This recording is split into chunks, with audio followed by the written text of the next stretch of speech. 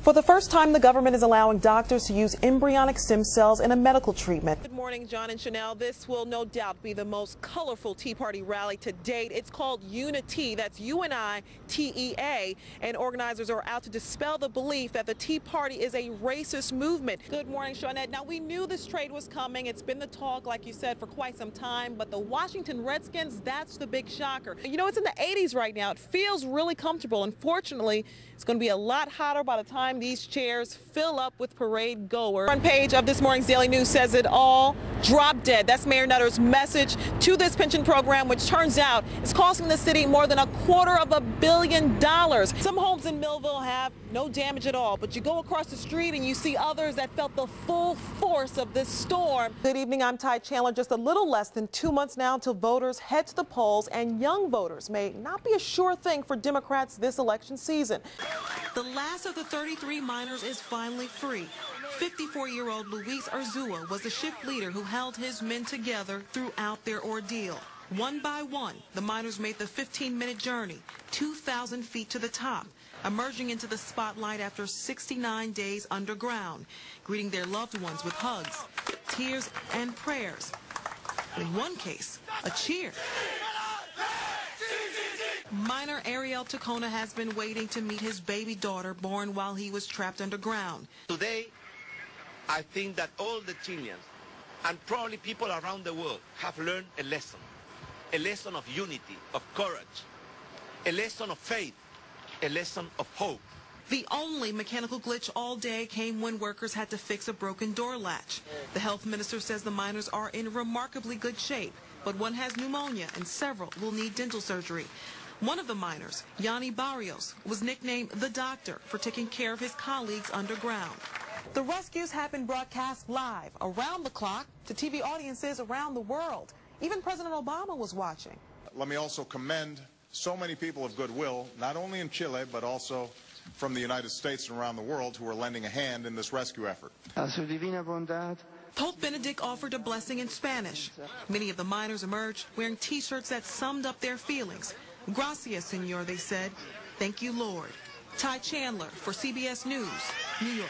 Good morning, Chanel. You know, just last week we stood in front of Engine 57 as firefighter union leaders warned that shutting down firehouses would have deadly consequences. Now we stand in front of a makeshift memorial for 12-year-old Frank, who, in spite of living around the corner from a firehouse, no one from there came to his rescue.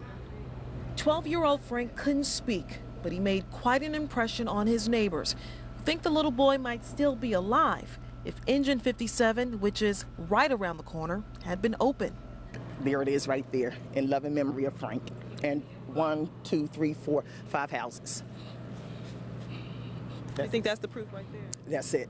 It speaks for itself, loud and clear. They would have gotten here quicker than 68. Absolutely they would have.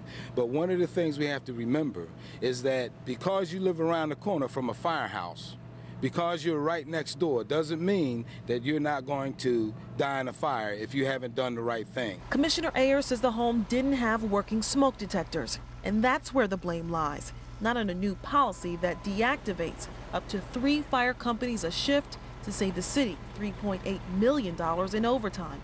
Engine 57 had been browned out all day Saturday. Firefighters were back on the job by the time this fire broke out, but were on the other side of town picking up equipment. They probably would have had water on this fire in under 3 minutes. It could have made a difference. Ayers says a crew was on the scene in 3 minutes, well above their 5-minute goal. But firefighter union leaders say that's not possible. There's no way Engine 68 was here in 3 minutes. If anything, it was probably closer to 5 minutes. When you start taking those pieces out, it's common sense. Your response times are going to go up and people are going to die. Now, we do have this response sheet for Saturday's fire. It says here that the first crew on the scene, a battalion chief, arrived at 3 minutes and 42 seconds, but there's no indication as to when the fire truck made it on the scene. Now, Commissioner Ayers says he, along with other members of the fire department, will be in the community at 3 o'clock this afternoon to hand out smoke detectors. As for the cause of this fire, it remains under investigation. We're live in West Philly. I'm Ty Chandler, Fox 29 News. Chanel, back to you. Yes, a heavy police police presence here at the Roosevelt Mortar Inn. This is where the search for Omar Roane has led investigators. We've seen K-9, we've seen the SWAT team go in and outside of this motel. Police have not said what they have found here, if anything, but it's clear that Omar Roane is still a man on the run. We are following all the leads. Philly PD have called on the feds to help them find 22-year-old Omar Roane, an accused killer who escaped less than 24 hours after being charged with the 2009 murder of 17-year-old Kyrie Young. We're hoping to bring him back in without any further incident. Roane and 2 other prisoners were on their way to Curran-Fromhold Correctional Facility Saturday afternoon. When the police van they were in stopped at a red light, the 3 men bolted. Police caught 2 of them, but in spite of being cuffed, Roane got away. The door was secured, but it did have some kind of bolt that malfunctioned.